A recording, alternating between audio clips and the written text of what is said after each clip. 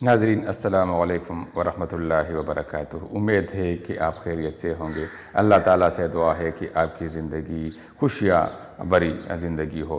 ناظرین، زندگی تلخ اور خوشگوار تجربات کا مجموعہ ہے۔ انسان پر کبھی خوشی اور کبھی غم کا زمانہ آتا ہے۔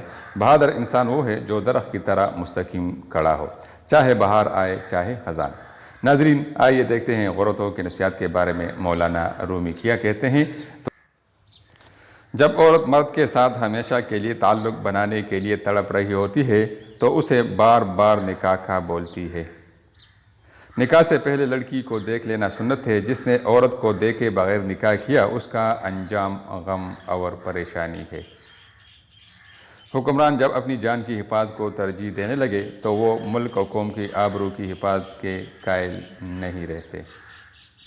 خوراک بھوک سے کم کھاؤ تاکہ قوت عبادت آئے اور عبادت میں سکون ملے اور اللہ کی خوشنودی حاصل ہو۔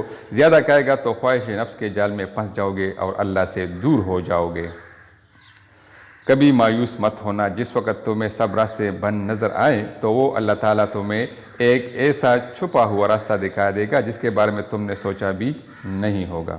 دو چیزیں عورت کو جلد بوڑھا کرتی ہے: شوہر کا تلخ رویہ اور پریشانی۔ دو چیزیں عورت کو جوان رکھتی ہے: خوشی اور اچھی خوراک۔ مزید اس طرح کی ویڈیوز دیکھنے کے لیے ہمارا چینل ضرور سبسکرائب کریں۔